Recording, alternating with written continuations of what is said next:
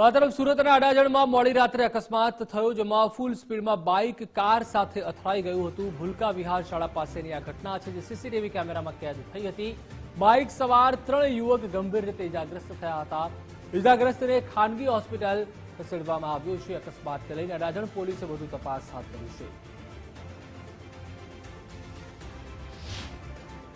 રાતના 3 વાગ્યાના સુમારે ગેસ સર્કલથી આગળ જતા રોડ ઉપર એક એક્સિડન્ટ થયેલ છે। એમાં બાઇક ચાલક બહુ સ્પીડે આવતા હતા અને સામેથી એક 4 વ્હીલ વળતી હતી, તો એનામાં સામેથી આવીને ભટકાયા છે। એનામાં 3 જણાને વાગ્યું છે અને બંનેને ત્રણેયને અત્યારે દવાખાનામાં દાખલ કર્યા અને 4 વ્હીલ જે વાહન હતું એ ત્યાંથી એ લોકોને ઊભી રાખીને પછી જતું રહેલ છે, એટલે એની તપાસ ચાલુ છે। સુરત શહેરના રસ્તા ઉપર દોડતી પૂરપાટ ઝડપે સ્પોર્ટ્સ બાઇક અને 4 વ્હીલ કાર વચ્ચે ગમખ્વાર અકસ્માત થયો છે અને અકસ્માતની ઘટનાના લાઈવ સીસીટીવી ફૂટેજ સામે આવ્યા છે, જેમાં હચમચાવનારા દ્રશ્યો છે તે કેદ થયા છે। પરંતુ અકસ્માતની આ ઘટનામાં જે સ્પોર્ટ્સ બાઇકનું કચ્ચરધાન વળી ગયું છે, જે પ્રમાણેની તસવીર આપ જોઈ શકો છો કે કેટલી હદે જે અકસ્માત છે તે ગંભીર રીતે થયું હોય તેના ઉપરથી અંદાજો લગાવી શકાય છે, કારણ કે સ્પોર્ટ્સ બાઇક સંપૂર્ણપણે કચ્ચરધાન વળી ગઈ છે અને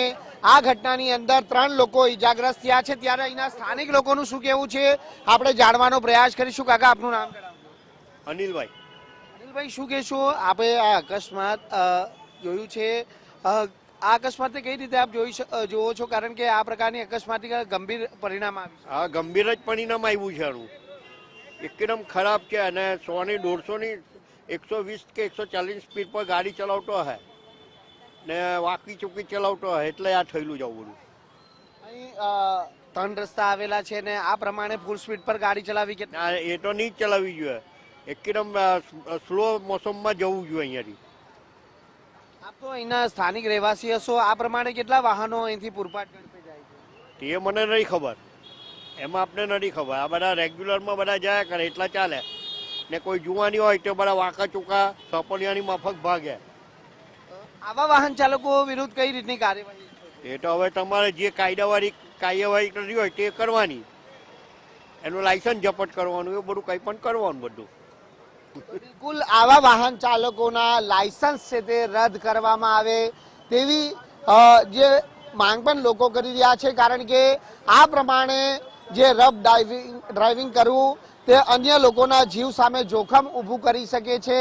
જે પ્રમાણેની તસવીર સુરતના અડાજણ વિસ્તારમાંથી સામે આવી છે કે જ્યાં એક સ્પોર્ટ્સ બાઇક ઉપર 3 જેટલા લોકો સવાર હતા અને પૂરપાટ ઝડપે દોડી રહેલી આ સ્પોર્ટ્સ બાઇક છે તે રસ્તાના વચ્ચેથી પસાર થતી 4 વ્હીલ કાર જોડે ધડાકાભેર સાથે ભટકાઈ હતી અને ઘટનામાં અંતે જે તમામ 3 લોકોને ઇજાગ્રસ્ત હાલતમાં સારવાર અર્થે હોસ્પિટલ ખાતે ખસેડવાની ફરજ પડી હતી। ત્યારે આ ઘટનાના જ્યારે લાઈવ સીસીટીવી ફૂટેજ સામે આવ્યા છે અને ફૂટેજની અંદર પણ સ્પષ્ટપણે જોવા મળે છે કે કઈ રીતે જે સ્પોર્ટ્સ બાઇક ઉપર સવાર લોકો છે તે પૂર ઝડપે આ 2 વ્હીલ સ્પોર્ટ્સ બાઇક છે તે હંકારી રહ્યા હતા અને કોઈ પણ કંટ્રોલ જે બાઇક ચાલક ઉપર નહોતો અને તેના કારણે આ ગંભીર અકસ્માતની ઘટના બની છે, જેમાં સંપૂર્ણ રીતે જે બાઇકનો કચ્ચરધાન વળી ગયો છે। ત્યારે હાલ તો આ સમગ્ર મામલે જે